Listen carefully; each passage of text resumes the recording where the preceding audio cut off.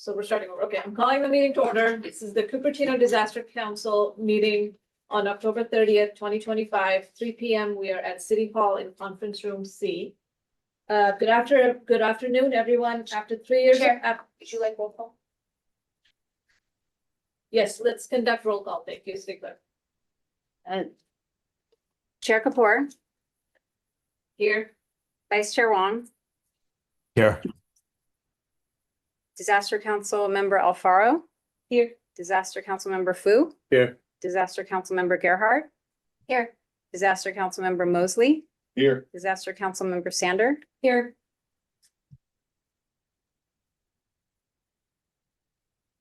And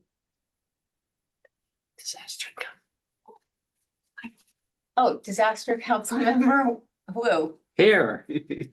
Apologies. Great.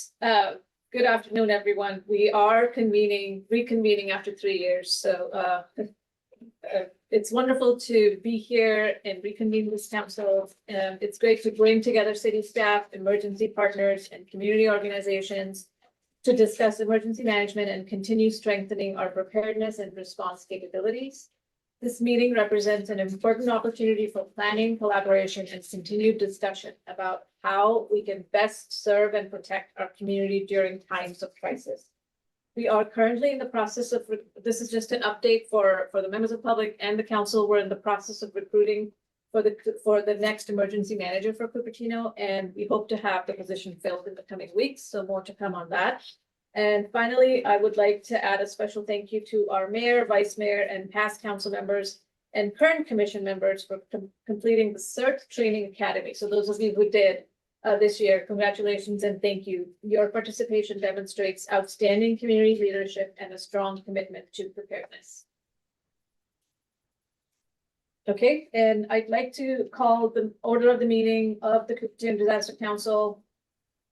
No postponements, Chair. Thank you. Let's do a pledge of allegiance before we begin. And Chair, I'm going to share my screen quickly. Oh, So for the benefit of the public.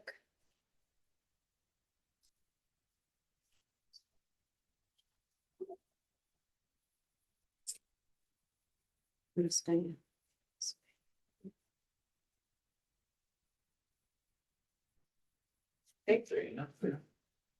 I pledge allegiance to the flag of the United States of America, to the republic for which it stands, one nation, under God, indivisible, with liberty and justice for all.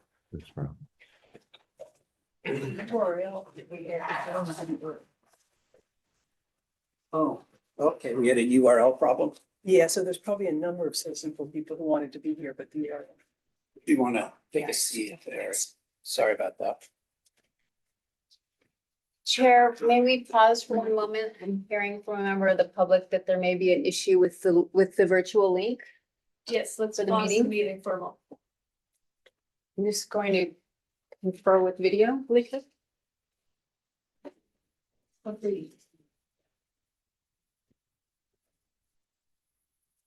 Good thing our responders live close by.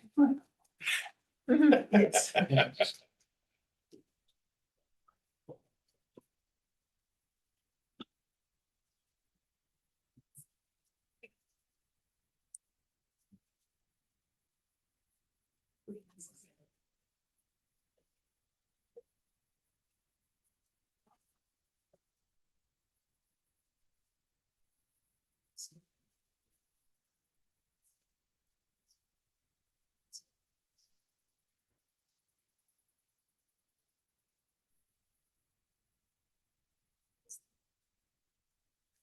That was good. Means good work. A lot of good discussion. Well, yeah, that was good. We'll do something. We'll do some.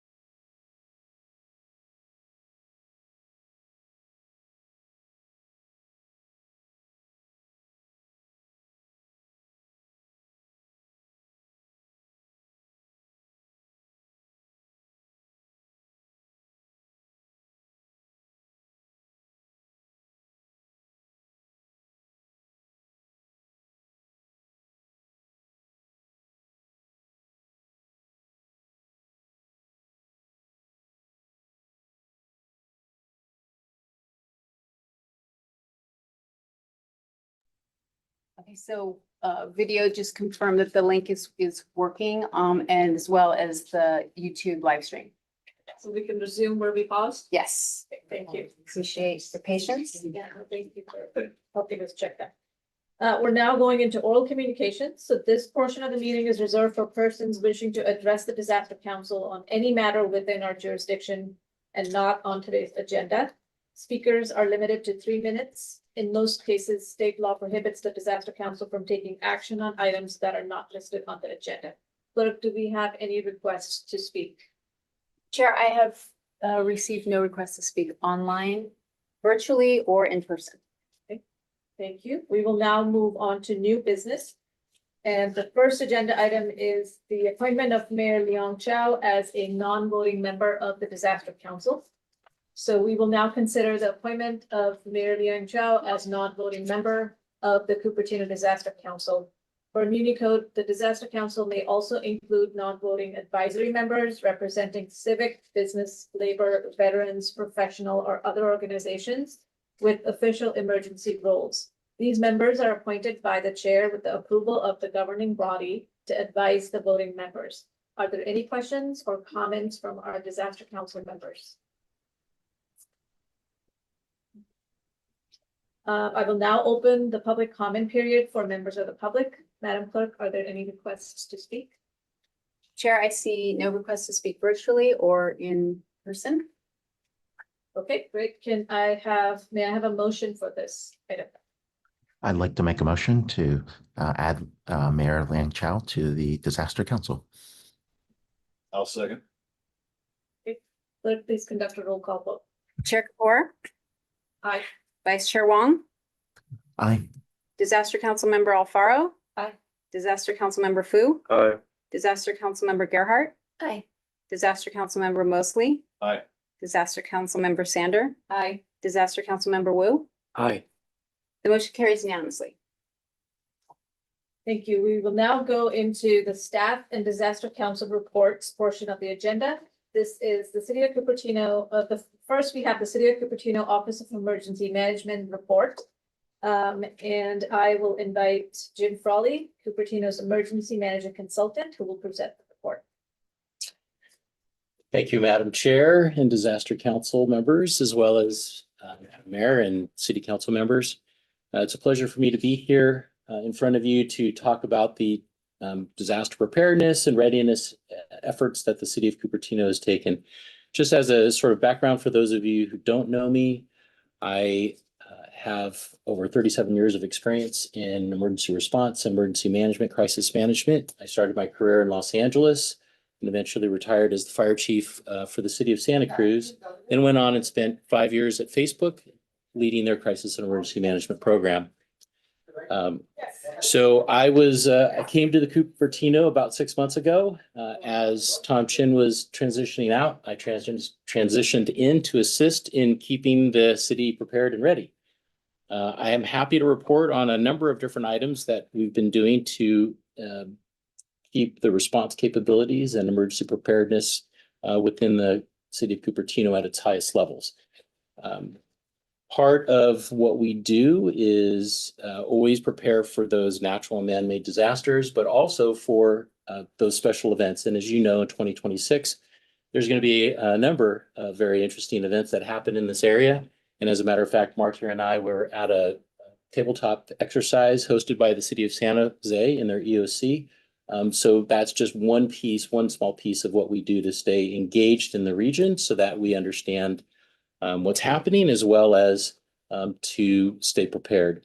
And Director Reed is here, so I'm not going to talk anymore about Super Bowl 60 and FIFA. I'm sure he'll probably cover that. What we're doing here more locally from a disaster response activities is that we have been working to clear out the EOC. I know Ken's been and March has been spending a lot of time making sure that the EOC is disaster ready and basically turn on the light switch and you can get going and start operating. We're looking at some technology upgrades and just making sure that when the moment comes, we're ready to rock and roll and so that there's no lag in time. Also, I've been involved in the City Hall project where they're scoping out an EOC over there as well. And so working on the technology piece on that, and just seeing that project and assisting as needed. Also, what I do on a regular basis, I actually have a number of clients. I monitor local and global events that happen around the world and as well as locally. And as needed, I'll bring certain events to the attention of leadership, city leadership, to talk through what are some of the concerns, if there's any issues for Cupertino. And thankfully, there hasn't been any direct need for Cupertino to take any forward sort of stance or presence. The continued normal monitoring and readiness was sufficient for any of the number of local events as well as global events that have been happening. So as far as community preparedness goes, one of the things that I have been brought on for is to help update the emergency operations plan for the city of Cupertino. I've been working with my team in doing those updates. This is a perfect opportunity to let everybody know that within the next few weeks, we'll actually be reaching out for stakeholder meetings. We take a whole community approach. In other words, we'll talk with community volunteers, we'll talk with local business, we'll talk with larger businesses that are here in Cupertino, we'll talk with all the different department heads and really get their input as to how to develop and update and bring to current standards and current times the emergency operations plan for the city of Cupertino. That is generally at about a 4 to 6 month effort to get that in place. And we anticipate having a good final draft sometime in the February range. So if you're wondering, it'll be sometime in February. As mentioned by Chair Kapoor, they just went through the hiring or the interview process for an emergency manager. I was lucky enough to be a part of the last interview. I think that there is an excellent candidate that they will continue to engage with and hopefully will bring on, work out and bring on board in the next few weeks. As that person comes on, I'll be happy to stay on and assist in the transition and provide them with all of the efforts that we put in to the EOP. Some other things that the community has done is continue to stay engaged with the community-based groups. There's a very strong and storied legacy of the community-based groups, whether it's the CARES or CERT or Neighborhood Watch or Block Captains, which is excellent for any community. Actually trying to get that stood up is a hard part, but that's already happening here in Cupertino, thanks to Ken and thanks to Marta. They'll talk about their efforts after I'm done. And then finally, what I wanted to talk about is employee training and what we've been doing in that realm as we go through the EOP update is identifying employees who will be the key responders for the EOC, identifying the training that they need, putting together a plan, and then actually putting together a calendar for that. One last thing that I wanted to really highlight, because I think it's quite impressive that the city of Cupertino and the Office of Emergency Management has done, and anybody who's, I'm sure, IT with the mapping and everybody put their effort into it. It revolves around evacuation planning. And I will say that Cupertino is like a exemplary community with regards to what they've done as it relates to evacuation planning. And so I'm just going to share real quickly a quick presentation that I put together, and hopefully it'll come on. Hopefully they can see this at home. If not, I can provide this so that it can be updated. So the idea is that evacuation planning is sort of a hot button topic in all communities because people want to know what they can do to help themselves.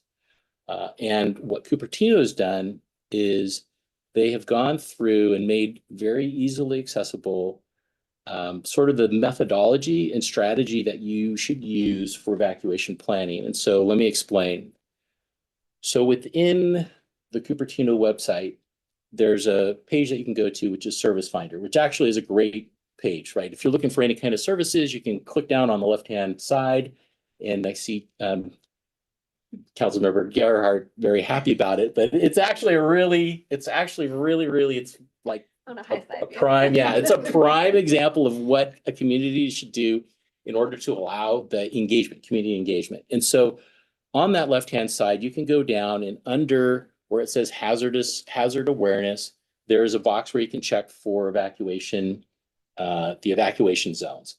And the city has been divided up into a variety of different evacuation zones based on Genesis Protect, which is an evacuation and notification software that the county and the entire area uses in order to get rapid notifications out. In any case, if you click on that, you'll see that there's these zones. And if you live in any of those zones, you can go ahead and you can zoom in or click on that zone. I zoomed into Cupertino 29. If you can see in the center, there's a little 29 that's there. So it's Cupertino 29. If you click on that, a little box comes up and it tells you what the status is, but also the map will show you the colored status, but it'll show you what the status is. Right now it's normal. But then where it says evacuation route suggestion, the PDF, if you click on that, it actually gives you suggestions of ways to get out of the zone, which I think is excellent, because the idea is that I can't tell you what your evacuation route is. You need to do some work on your own as a resident in that zone to go, okay, here are the ways out. I'm going to listen to see if there's any suggestions or directions from public safety. But in any case, I know there's 3 ways that I can get out of this zone. And so me and my family and my neighbors need to plan on how do we get, you know, wherever you live within that zone, how do you get to where there's the green lines and then be able to get out? And understand that that's a way, because I wouldn't want, as a resident, the city necessarily telling me this is the way you're going to go out every single time, because you can't, right? You just can't. So here's at least bringing awareness to people who live in this area, like here are your evacuation zones. And then the last part of the map is this whole, you need to create a plan, you need to practice, you need to communicate with your neighbors. And so this is actually a best case and best practice within emergency management community. So what Cupertino has done. So I applaud Cupertino for doing that. I know that Meredith and Tom and Marta all had a hand in this, along with many others. So I just wanted to highlight that. And I am done. I don't know if we're going to be taking questions or if that'll be for later. Thank you, Jim. We will take, if there are any questions or comments from the Gazette council members, that was the time. On Jim's presentation. Okay, seeing none, I will now open the public comment period for members of the public. Madam Clerk, are there any requests to speak on this item? Chair, I see no requests virtually and no requests in the room. Okay, so this item was informational only, so there's no action required. We will move on to the next item, which is Santa Clara County Office of Emergency Management report. Please welcome Dana Reed, Management Director for the Santa Clara County Office of Emergency Management. Thank you, Chair, Vice Chair. Thank you for having me. Pretty excited that you got this going again. I used to attend them regularly back in the day. So I'm glad that we've started that back up. So Dana Reed, Director of Office of Emergency Management for the county. So yeah, the Chief and I and Martha were already in an exercise this morning about Super Bowl and FIFA. I'm sure you're following things in the media. It's a huge planning endeavor. There are 32 subcommittees that are working on this. They're working with the City of Santa Clara, where all the events will actually be held. San Jose has a part of it, as well as they'll have for Super Bowl, they'll have one of the teams will be hosted in their city in the hotel. City of Santa Clara will host one of the teams. I don't know what teams are coming yet, so we'll have to wait and see. But Super Bowl will be the first event, February, and our EOC will be activated for 10 days. And we will support not only the City of Santa Clara and San Jose and Palo Alto, which has a practice field, by the way, but we'll also be ready and set if anything happens to either one of those cities. And more importantly, we want to make sure that we're prepared and ready to help any other city that's not directly involved in Super Bowl, but what if, right? What if we have something else occur? So that's one of the most important things that the operational area EOC does. It not only does it take care of the unincorporated parts of the county, it takes care of all 15 jurisdictions should they need any assistance. So we'll be activated, staffed, and ready to respond appropriately. We'll come out of Super Bowl and do lessons learned, do an after action report. What went well, what can we improve upon? More importantly for me, what I want to look at is what do we need to do to be better prepared for FIFA? FIFA is a much more complex event. It's 6 games spread out about every 3 days, except for the last game. So it plays out kind of us, starting on the 13th, every 3 days will be another game. Then we take a break and do the last game on July 1st. So it's very protracted. I will probably be activated for easily 21 days to support that event. Same thing, provide resources, fill any gaps that are necessary. So today we had an exercise with City of San Jose. I think there were probably about 100, easily 100 people there. There were. Yeah, 100 people in the room, all the agencies, federal, state, local, everybody was there. It was a great exercise. I will be doing a similar exercise that's going to be transportation related in December. And of course, there'll be invites to Cupertino as well. The emergency management team will go to that, and it'll be December 16th. And it'll be just as large. So we're doing as much as we can to plan, be ready. We've created what we call a common operating picture. It's basically a document that talks about how we're all going to communicate. It's kind of an agreement, if you will, of how we're going to, communications plan, who will staff various locations, because there'll be multiple EOCs. Santa Clara will be activated. Palo Alto, I'm sure, will be activated. Sunnyvale is not doing an EOC. They're going to be doing a Department Operations Center. VTA, of course, will have their EOC up and running. City of San Jose will have their EOC up and running. And of course, there'll be our EOC. Plus, we've got other partners. We've got San Francisco. So they're going to have a lot of activities. So we're in partnership with them. And San Mateo is the pass-through. If you think about it, you can't get from there to here without going through San Mateo County. So they're also a regional partner. I've just learned that Alameda County is going to have some involvement as well. So this is more and more of this is starting to come out now. And we continue to work with that and get ready for that. I would suspect by the end of December and January, things should be pretty tightened up. We don't know who's coming for FIFA yet. There are 46 teams that'll play. We'll know by December at some point, 42 of the 46 teams, because the other 4 are still playing games to determine who's coming to fill the last slot between, the last 4 teams. But as each month goes by, we'll get a little bit more information. But 3 major airports involved: Oakland, San Francisco, San Jose. And airports you don't even think about: Half Moon Bay, Livermore, Pleasanton, some of the smaller general aviation airports, but they have long runways, so they can handle.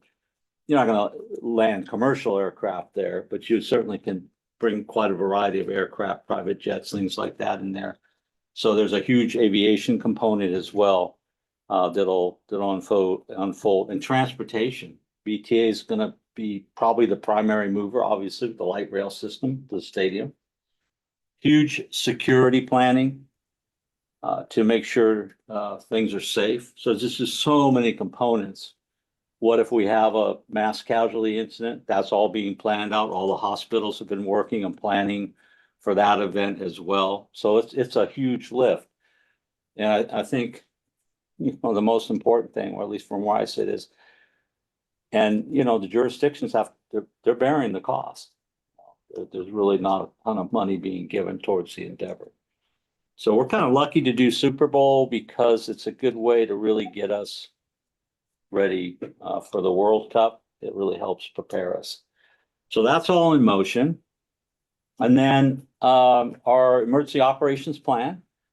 Last year, we recently, went through an audit with the state of California, Cal OES.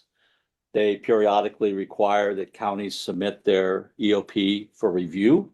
So we did that and we received our feedback, which was quite positive. There were things to work on, like always, but it was positive. We've done all that work and we are going to be sending our EOP, our current emergency operations plan to the Board of Supervisors November 4th. And I was telling the chief today that as soon as that gets adopted, we'll shoot a copy over to him because that may be helpful for what he's working on with your EOP. We're also working on a template that any jurisdiction could use, but I don't think that'll be done probably for about another 30 days, but we're working on that as well. And so that'll be a very helpful document. It should be covering all the latest legislative requirements that counties have. And also we'll talk heavily to recovery and we'll talk to access and functional needs and communications and so on. So we're pretty excited about getting that done. We have a situational awareness platform. It's called VOC. It's new to us. Have you guys already had your training? Yes. Okay, good answer. So we have that platform. It's fairly new. We're trying to build it more as a dashboard, so it's a lot easier, more intuitive to use than what we had before with the old system. The county purchased that software program. It's free to all the jurisdictions to use. And we're out doing training and orientation to it and continuing to get it ready to go. Especially, it'll really get its biggest use will be first by Super Bowl, most likely, unless I have something bad happen between now and Super Bowl. You never know. But that's our common operating platform. Pretty happy with it so far. And that'll be something that Cupertino will be able to utilize, and they've already had their training, which is great. Your neighbors, Saratoga, recently did a test, Alert SCC test. And they did a little ad campaign and notified the community. And I think they sent out about 8,200 alerts and then got the feedback they got back. I think they discovered a few folks don't live in Saratoga anymore. And so those folks asked to be opted out. But they also picked up, I think, about 200 new registers. So it was effective for them. And any city can do that. We helped them. We actually, on the day they started to push it out, we actually were on the teams with them to make sure everything went smooth. And I know Cupertino has had a long history of interest in Alert SCC and notifying their residents.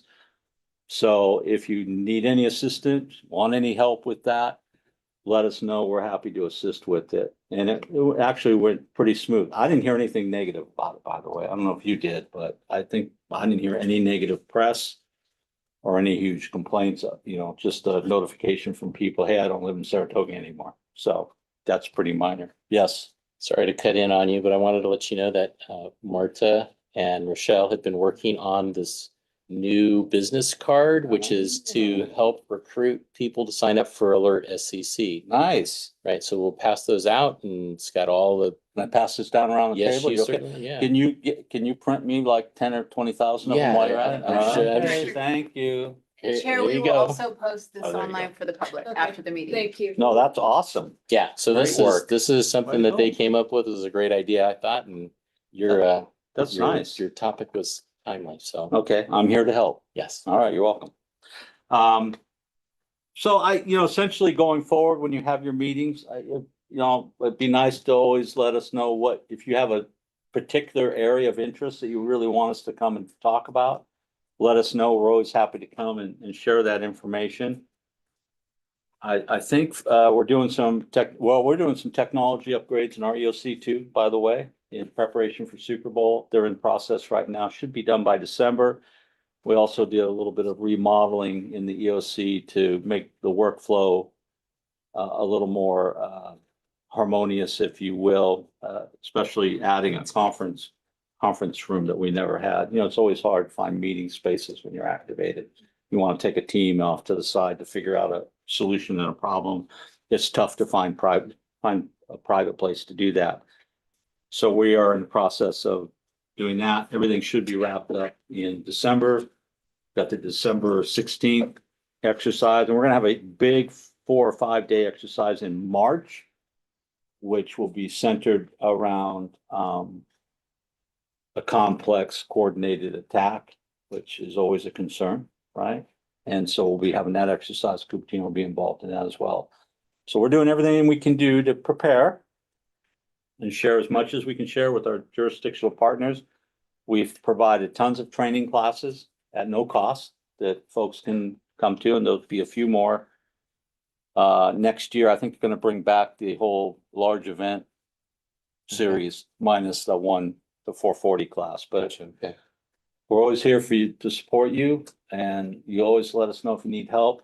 If something happens and you need support, even in your own EOC, we can send folks to help out.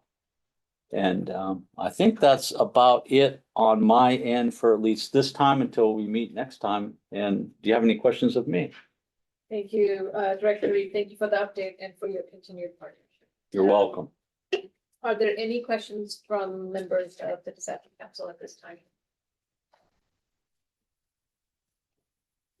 I would just, one quick question is. Yes. So with what Jim shared, does that mean that we are already doing the alert SCC, or do we need to sign up with you?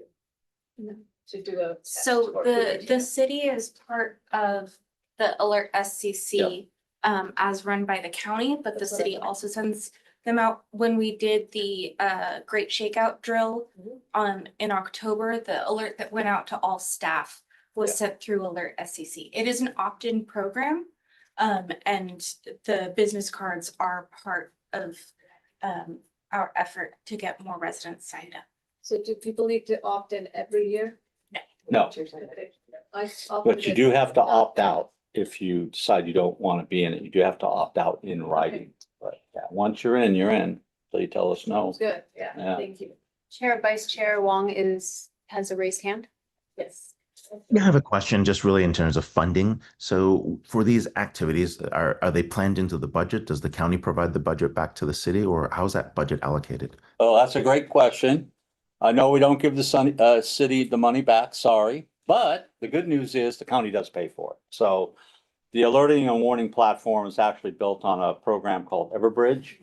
We've had it for several years now. I think I just signed a 3-year contract again. Don't hold me to I'm pretty sure it's 3 years, but we're gonna keep the platform. The county pays for that.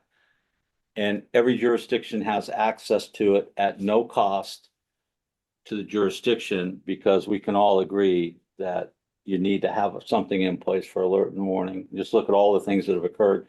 Go all the way back to 2018 with the fires and 2020 and so forth, and moving forward and all the things that we see across the United States. You have to have a good alerting and warning platform, and we do have it. The county pays for it, and you're welcome to use it. And we do training. So if you want to train staff, we're happy to send somebody over and do the training with staff. And then, of course, we're always available to assist all of your public safety dispatch centers. Whoever you're, for here, it's County Fire and the Sheriff's Department. So County Comm actually has the capability of putting out an alert and warning as well. But the other PSAPs, San Jose PD and Fire and Gilroy PD and Los Gatos, for example, PD, they all have access to the tool. In the event that they aren't able to do it for whatever the reason is, the default is back to county communications. They always have somebody on duty that can move that message out for it to whoever they need to move it out to for the jurisdiction. Chief touched on Genesis. Great program. The entire valley is gridded. So it's an easy tool even for you to look at publicly. And the evacuation route, I need that presentation. That was awesome, by the way. I think the biggest thing with that, to tell you the truth, and the chief talked about, is folks have to take the time to understand, know your zone, and really take a look at, we're so patterned, even me, I come out of the driveway, I go the same way every day. Whoop, whoop, whoop, whoop.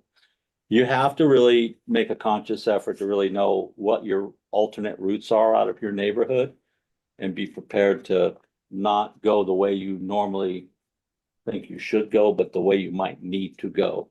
So I think it's great what the city of Cupertino has done. I'm hoping other folks will replicate that and use it as well. It is a good tool. It's in place. Now that tool, Vice Chair, is in your case, that is being provided by County Fire, your fire department, which is awesome. So they're taking care of that. I take care of the unincorporated jurisdiction. And then the other cities have to sign a contract with Genesis. So that's the one exception where the county's not paying for everything. Are we using the mass notification system or the critical event management or both? On the Critical, for Everbridge, is it just the mass notification, or are we also doing the monitoring? well, you should be using Everbridge, which is AKA Alert SCC.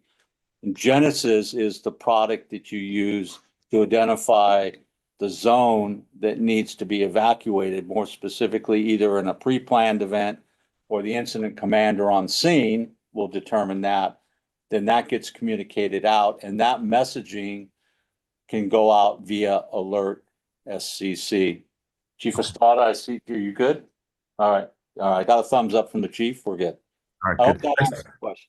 I just wanted to make sure we're able to use the mass notification system as it is today. Absolutely. Like Yep, an oil spill happens on 280 in De Anza, like a fire actually happens somewhere else, those are being sent out to people. So, okay. as if appropriate, they can be and should be. Yep, Thank you. Madam Chair. Yes. one more. If I could just supplement something Please you were do. saying there, Dina, for that on the evacuation routes, we are letting all the residents and businesses all know that these are available to be familiar with them, but the way and the direction that they're actually used is to follow the direction of the alert warning. Don't go and just say, I've got 3 exits, I'm going 3. I can get out of my area 3 ways. Follow the instructions from the Good point. notification. Very good point. Okay, and if there are no more questions from the disaster council members, I will now open the public comment period for members of the public. Madam Clerk, any requests to speak? Chair, I have no requests virtually and I have none from in the room. Sorry, Heidi. Yes, I do have one. May I? You mentioned that the cost for these events coming up, the World Cup and FIFA, or World FIFA and the game, there's a cost associated with that. Is that something that the cities are bearing or? Well, not your, passing that, or how's that fortunately, going? not your city unless you decide to do events yourself, but no, but for me, yes, and for Santa Clara, absolutely. Thank you.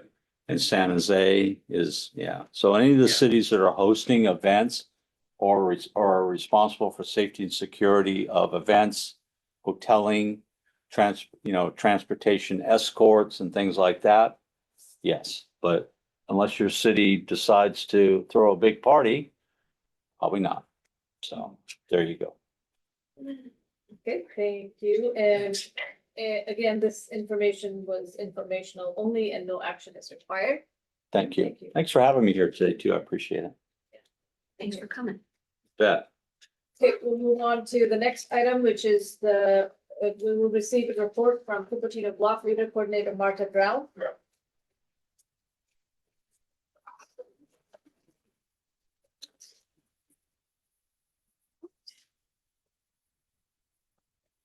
Okay, quick presentation. Okay.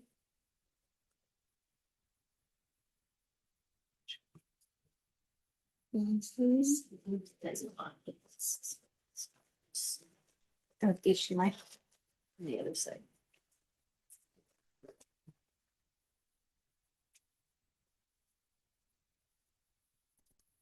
Right. My name is Marta Drown. I've been with the city since 2022 as part of the Office of Emergency Management. As the block leader coordinator, I also oversee the neighborhood watch programs. So in this past year, we've had 3 meetings held. One was with a speaker from the Fire Safe Council, one was from the Cupertino Senior Center, and one was from the Active Transportation Plan. You may notice, usually we do have 4 meetings a year. Unfortunately, in January, I had pneumonia and we did have to cancel that one. The topics are chosen partially on the advice of our block leaders of what specifically they want to hear about, but also topics that the city feels are relevant to residents. So what we actually heard after the senior center presentation was a lot of people saying that there were some services at the senior center that they'd never heard of before, and were unaware that they were available to them. Currently, the program has 135 members. This year, block leaders hosted 22 community events, and 2 block party grants were issued. That is through the city work plan funding by council. Up to $300 is available to block parties that have received a permit from our Public Works Department. The Neighborhood Watch program has been a little less active this year. We had 4 presentations given in partnership with the Santa Clara County Sheriff's Office. Part of that is because a theory is that we have reached saturation.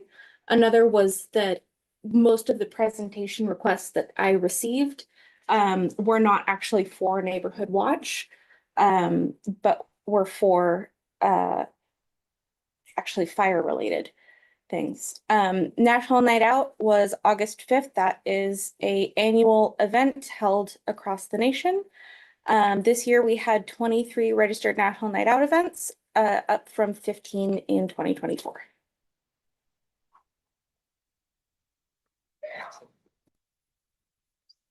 Okay, thank you, Marta, for your continued coordination with our community block leaders. Are there any questions or comments from our disaster council members at this time? Okay, I will now open the public comment. period. Chair, I do see. Oh, Uh, I'm Mayor Joe, go ahead. yeah, I'm wondering what is the coverage of the block leader neighborhood program? Yes, If we are saying it's saturated, I'm just wondering, are we covering all the different areas of the city? so when I mentioned saturation, that was for the Neighborhood Watch presentation, because that has been given, I believe, since 2001. And it's been a very similar presentation because a lot of the crime prevention tips have always been lock your doors. If you have an alarm, make sure it's turned on. Know your neighbors. The block leader program, in the past, there was a map that showed, I believe it was actually, it's here in the room, but it showed orange highlighted streets of where block leaders were. We moved to a heat map instead for a couple reasons. Partially because there was some concern that with the old map, there was some personal information that was available that some block leaders felt that people could point and say, yes, that's where the block leader is.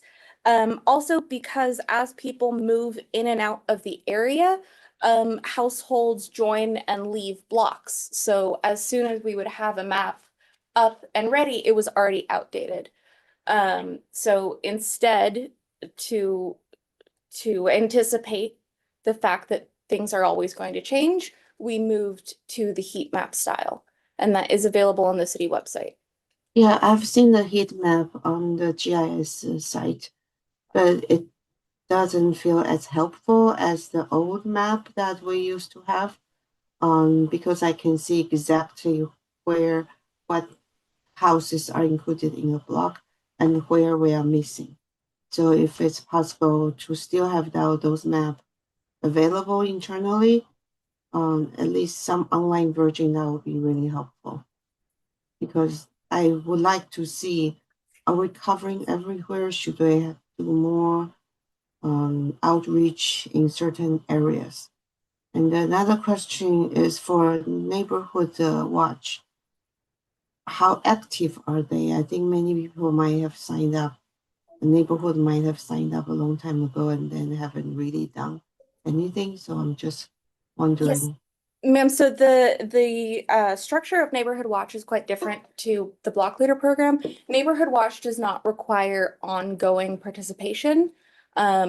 We ask that one person in a neighborhood arrange a presentation. They can then choose to issue a request to the city to have a Neighborhood Watch sign put up on their street.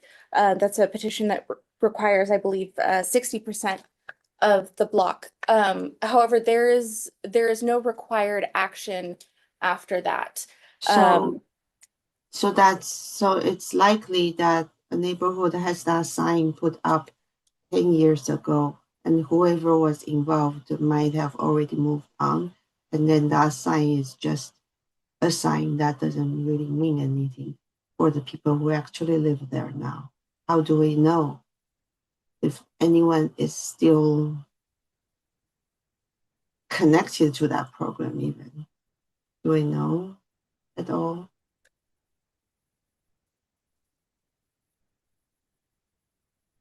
So we have no way of telling, right? No, we do know who has in the past had a Neighborhood Watch presentation. For a lot of our current block leaders, the Neighborhood Watch presentation is an introduction to the idea of the block leader program.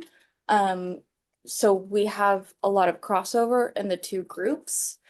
I would not say at this time that our Public Works Department and I have worked together to see where all of the signs are and to cross-reference that. But that is something we could look into. So suppose we have a table of here are all the neighborhood watch program. Here is when they have last requested a presentation or any activity from them. Yes. Then we might have some idea how active they are. And in terms of block leader program, just curious, and do we have any historical data on how often, how it has grown or maybe leveled off? Yes. Chair, permission to be a data nerd for a second. So unfortunately, the data that we had prior to 2022 is a little bit skewed because the rosters were not checked to make sure that we were only keeping active block leaders on the list. When I took over in 2022, one of the first things I did was reach out to everyone who hadn't logged in to our volunteer portal in more than 2 years. In some cases, folks had moved away. In some cases, they had been added to the volunteer list, but never actually got started as a block leader. And for various other reasons, there were people who were no longer involved in the program. So unfortunately, prior to 2022, we had a very artificially inflated number. What is that number? Do we Off know? the top of my head, I'm not sure, but I can tell you that after the first round, we had 365. And that number has reflected down to the 130-ish number as people have really drilled down into if they were going to be active or not in the program. Okay, thank you. Thank you, Marta. And public comment. Any other requests to speak? I see none, Chair. We will move forward. The next item is the citizen poll report, and we'll now hear from Ken Erickson, who is the citizen poll coordinator. It's the hot seat over here. There, excuse me.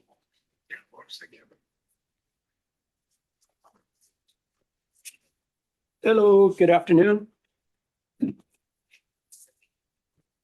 My name is Ken Erickson, Citizen Core Coordinator. Been here for a little over 20 years, a resident here for 30 something years. And so this is kind of home. So all the stuff that we do is really right in our neighborhood. But I wanted to hand out, this is our report. And basically what we do on an annual basis or quarterly basis is gather the data, what's going on and what do we see. So it kind of gives us some data points about the number of people, the number of hours that we do, the reporting zones, how many volunteers are in each of the reporting zones, the types of things that have happened that we do that we can quantify and we can get trends of what's going on up or down in these. So we watch these. We did use Alert SCC as one of our activations for a CARES exercise this year. So it's something that we use as a tool to activate our volunteers. Okay. So it's a great tool for doing that. The other thing is we have for the city, we've got basically about 60,000 residents, and it could double up during the course of a day with the people coming into the community, right? So for us and what we do in engaging the community for preparedness is really looking at what can we do to help manage the expectations and share that information. So as the people and the residents that are out there that, you know, the response time is going to be hours to days and that they should start planning on that. And what's the capability and the capacity from the city? What are they going to be needing to do?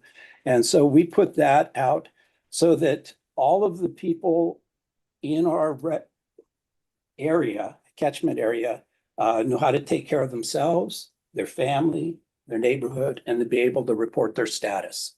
So we're looking at the entirety of the city to be able to do that, okay, when something happens.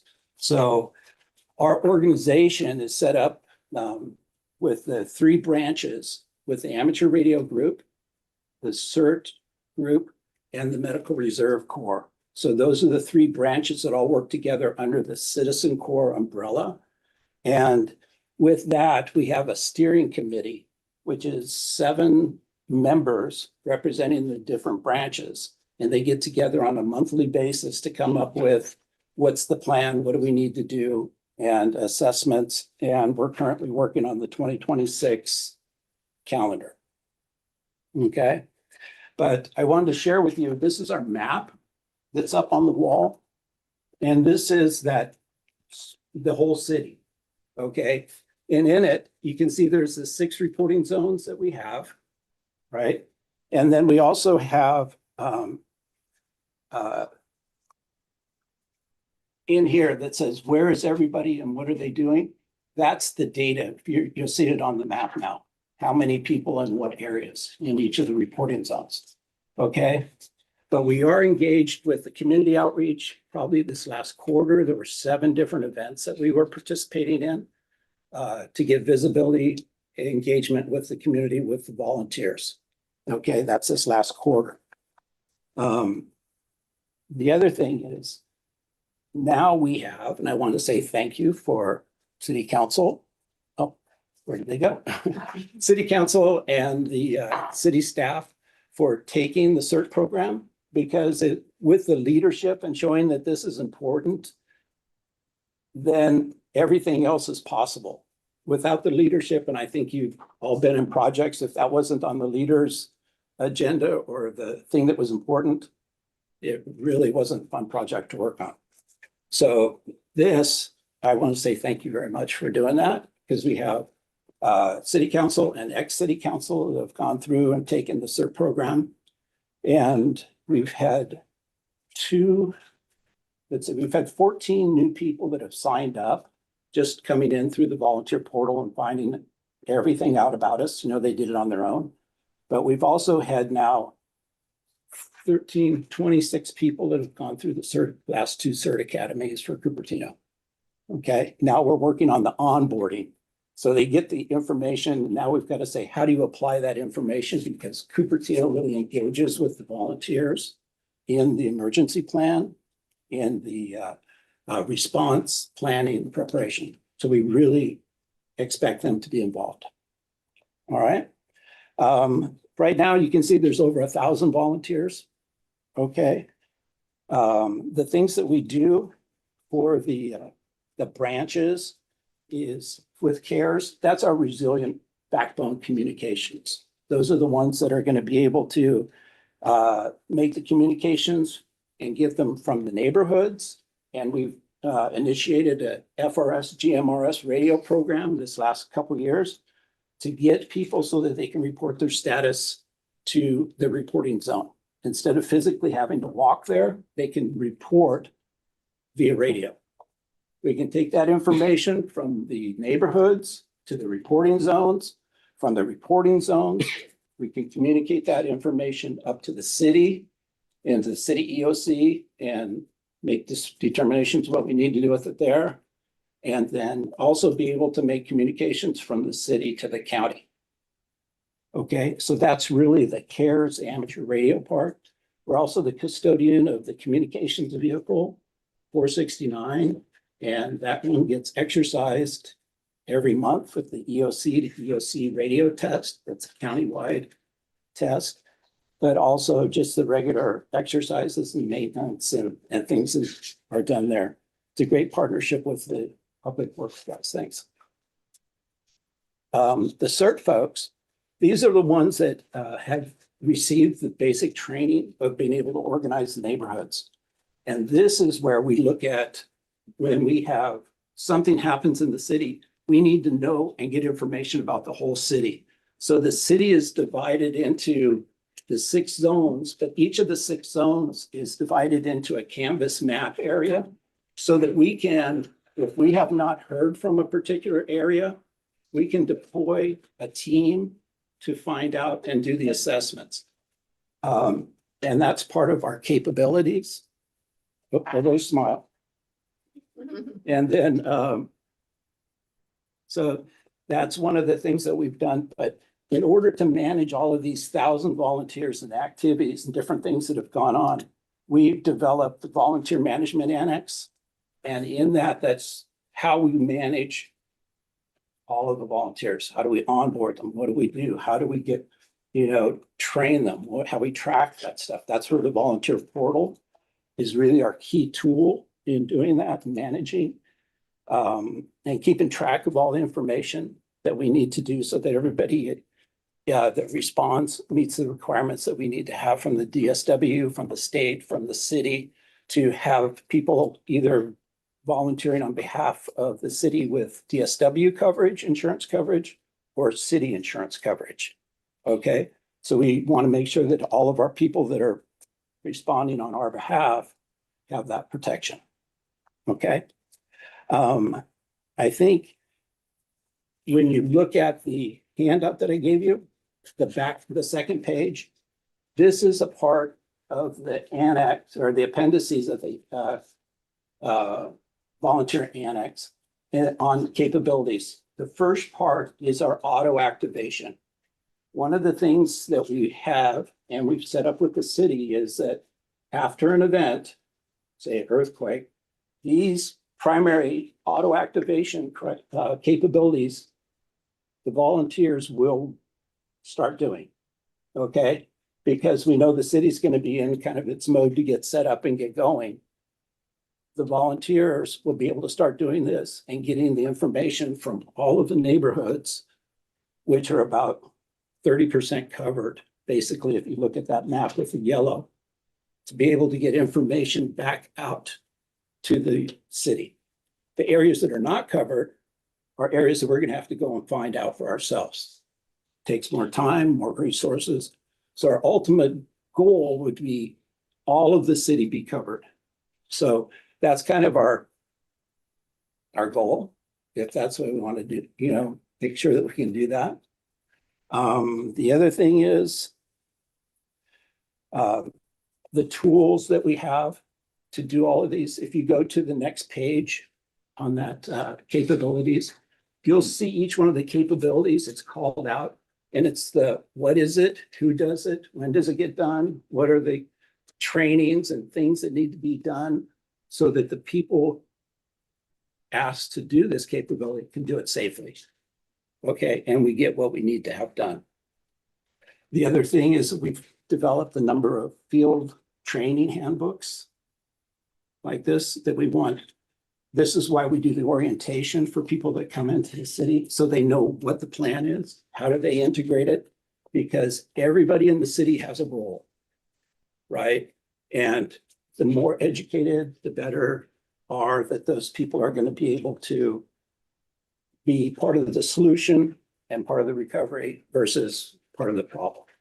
Okay, so any questions for Citizen Corps? Thank you, Ken, for the update on the citizen core activities and your ongoing efforts to engage residents in emergency preparedness and volunteerism. And I would say for those of us who are in the room and those of us who are watching on Zoom, consider taking the certification. It's worth it. And at this time, I'm going to ask if there's any questions or comments from our disaster council members. I would just like to say thank you to the Citizen Corps that helps us every year with 4th of July. It really is a big help when we're putting on that event. So Well, thank you guys for what you do there. It's great to be able to work with our partners, you know, and ideally it's with our internal partners, but also our external partners. There we go. You know, that are internal, to be able to do more of those events and activities together. Any other comments or questions from the disaster council members? If not, I will now open the public comment period for members of the public. City Clerk, are there any requests to speak? Chair, I see no request to speak. Okay, with that, this is also an informational item, so no action from the council is needed at this time. Thank you, Ken. The next item is talking about the next meeting, which is 2026. And the next meeting of the Cupertino Disaster Council meeting will occur in 2026 with the exact date to be determined. That will follow up accordingly when the date has been determined. And with that, if there are no other items or comments, the meeting is now adjourned. I would like to thank all of you for your participation and for your ongoing commitment to community safety and emergency preparedness.